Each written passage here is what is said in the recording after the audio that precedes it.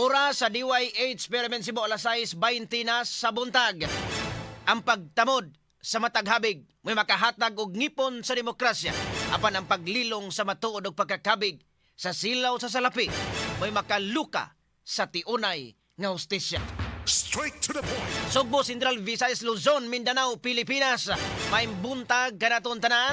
Kumusta kamon tanan og welcome sa tuang nga pagpanag-uban karong buntaga sa tuang nga pagkulo kabildo. Straight to the point. Una sa tanang pasalamatan tang ato nga buhi nga Dios sa paghatag niya kanatog lay nasab nga adlaw, lay nasab nga gayon sa tong pagpanayon, sa tuang nga pagpanikay-sikay ug sa tong pagpakigbisok.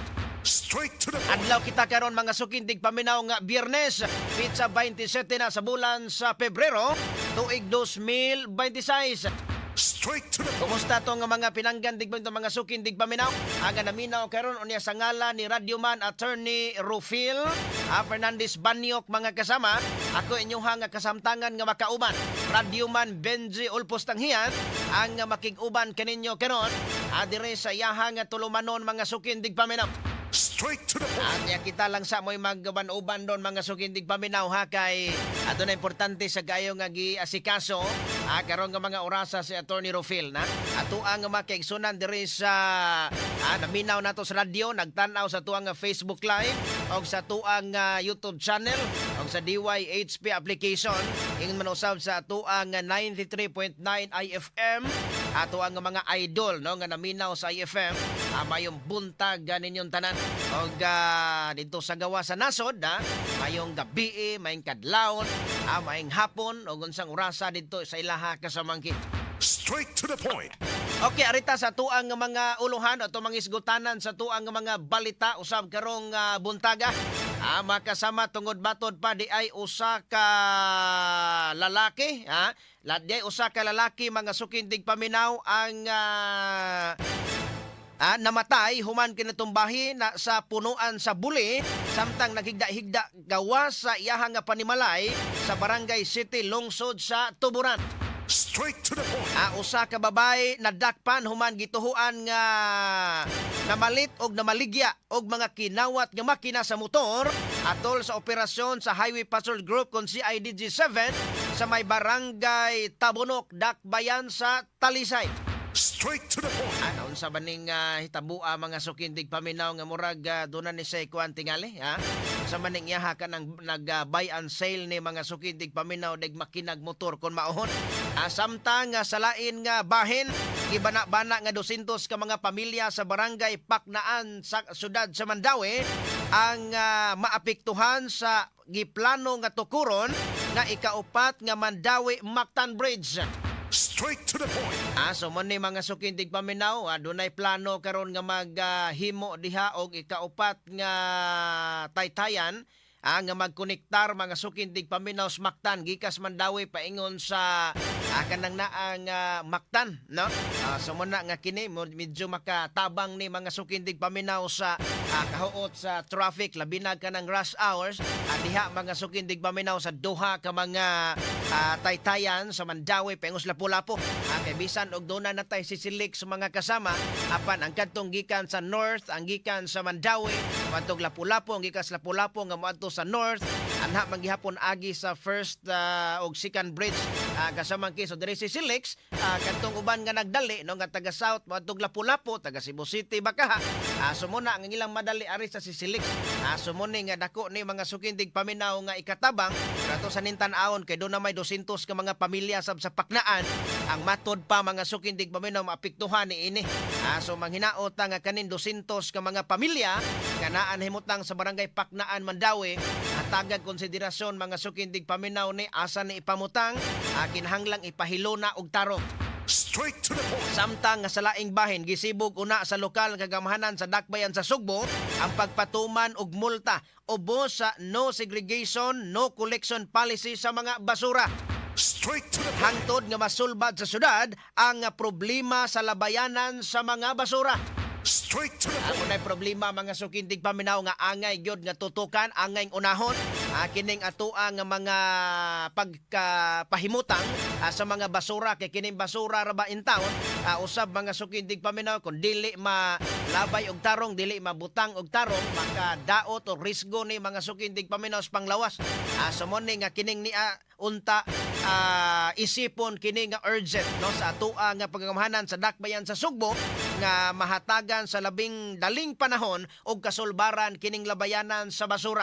Straight to the Kay dunay crisis sa basura ron mga sukindig paminaw. Dire sa Dakbay Sugbo, sa Mandawi. Ingon mo sa mga sukindig paminaw, amot ka dire sa Lapu-Lapu. Kay kining ni ang labayanan nato mga sukindig paminaw medyo wa pa gyud ni mahanay og tarong. Straight to the point. Samtang sa kauluhan da dipinsa nagtuo nga gisugda na nila pagguba ang ebidensya sa prosekusyon sa kaso ni kanhi Presidente Rodrigo Duterte sa International Criminal Court kon ICC. Straight to the point. Ligre mga sukindig paminaw kagahapon ang ikatulong adlaw sa hearing mga sukindig paminaw sa confirmation of charges patok ni kanhi Presidente Rodrigo Duterte. Agipakita mga sukindig paminaw ni Attorney Nicholas Kaufman ang matod pa pagsugod na pagguba sa dipinsa kanang katon sa kaning mga aligasyon or kaning sa ang ilahang nga mga pamahayag sa prosekusyon mga sukindig paminaw. O gani kagahapon gikuhaan og side sa Attorney Salvador Panilo ang kanhi legal counsel mga sukindig paminaw ni kanhi Presidente Duterte. Matod pa niya nga kanang naang nasatisfied siya mga sukindig paminaw sa dipinsa ni Attorney Nicholas Kaufman.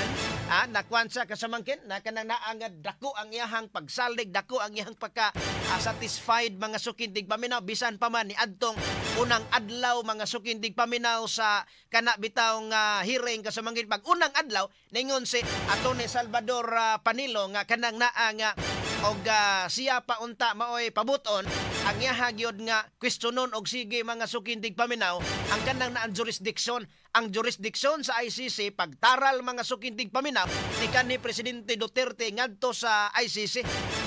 Pero kay kananto naman unya sugod naman mga sukindig paminaw ang confirmation of charges. So karo kagahapon ingon sa Attorney Sal Panilo nga kanang naang satisfied sa mga sukindig paminaw natagbaw siya sa dipinsa ni Attorney Nicholas Kaufman mga kasama. So gahapon na humana ang ikatulong nga hearing unya tulo ka sesyon. Daghan dito mga sukindig paminaw gibuak-buak og mayo gitagsa-tagsa gyud pag tubang ni Attorney Nicholas Kaufman makasama ang kadtong mga statements sa prosecution team. Sumuna nga kanang naang karong adlaw ang ikaupat nga sesyon na.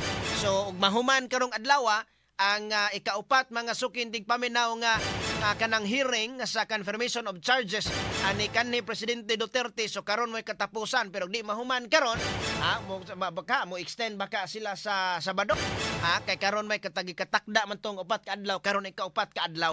So man ato ning hatagag pagtagad sundan ta ni mga sukindig paminaw kay murag nagkalami sa salida pa ni makasama nagkalami nagmaayo ang bida.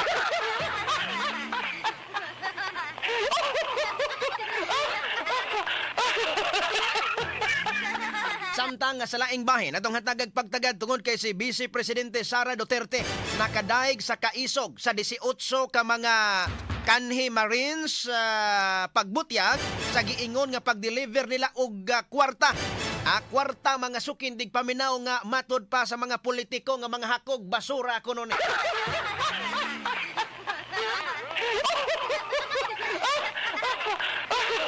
Nakadaig mga sukindig paminaw no si Vice President Sara Duterte ni ining 16 ka mga Marines ug duha ka mga ni membro sad sa sundalo. Lianis mga sukindig paminaw gamurog yun iyang naong nagmurog yun may iyang naong nga ni liquid mga sukindig paminaw ni himakak sa mga aligasyon nga nagpataka lamang na sila be mo kaso ko.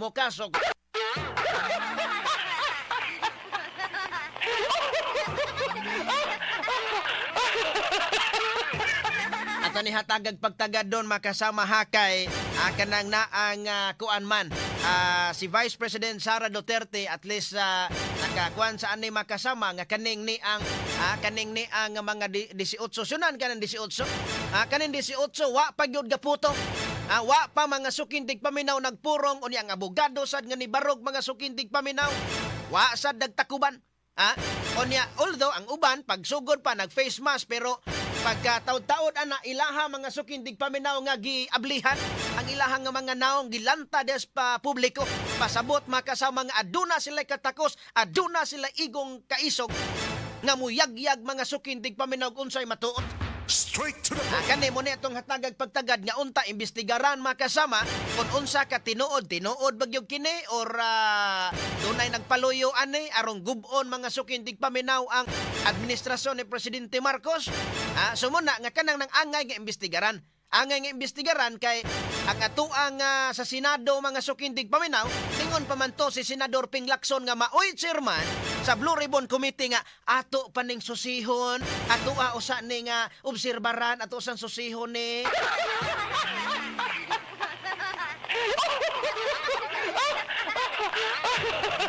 Iyaha pa kunong obserbaran, iyaha pang susihon, maniid kuno siya. Wa man lang mo ingon nga sige, mo patawag atong ipatawag kung willing sila nga mo atubang sa Blue Ribbon Committee atong ipatawag.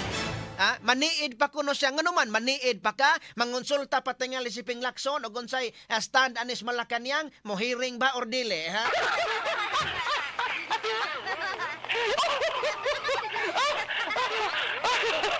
Ano man, labi na.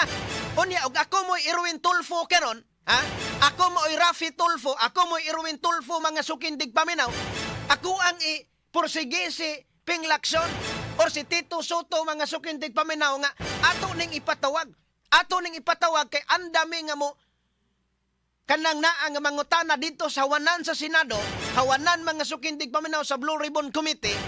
Pagtubag ining mong aligasyon kay nakadaot kinis among panga. Kung ako mo Irwin Tulfo, dili ta kay magun nga binday ben salo.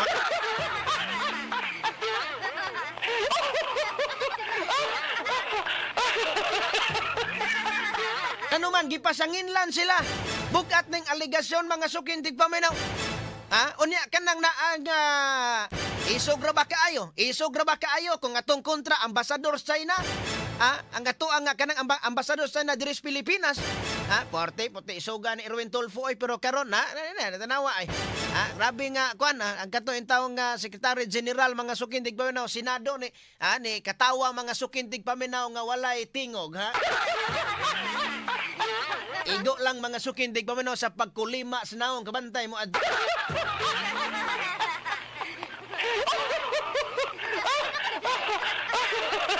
samtang affidavits 18 ka mga kanhi Marines nga sa mani matod pa mga sukindig paminaw nga ni angkon nga nahimo sila nga bagman apil na sa pipila ka mga opisyal sa gobyerno ni duso na ngadto sa opisina sa ombudsman. Straight to the point. So kagahapong adlaw mga sukindig paminaw ang 18 ka mga kanhi Marines kauban mga sukindig paminaw si Attorney Livy Baligon ni dangop na ngadto sa ombudsman arong paimbestigaran. Kining ni ang mga 18 ka mga kauban ang 18 ka mga kanhi Marines paimbestigaran nila kaning ni ang mga politiko og dili politiko nga matod pa nakadawat sa mga basura nga gisulod sa malita, basura sa inyong kagarat.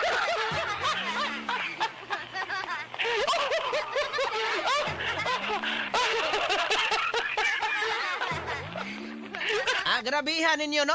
Tawag ninyo nagbasura ng kwarta. Ang mga dato, mga sukindig paminaw, mga buaya, ang kwarta, ang ilang ngalan, basura. Kita intaon mga sukindig paminaw nga mga pobre. Kita nga mga kabosos, malipay na kaayot tag makadawat, tag tuskig kay usa gatos. Tuskig kayo nga kinintos, tuskig kay usa kalibo. At tuwa pagin ang hagkan-hagkan ang kasamangkin. Pantay ka ng tuskig kay gikas bangko, hagkan-hagkan pa nato, ha? Ato pang hagkan-hagkan, kahumot, anong kwarta, ha?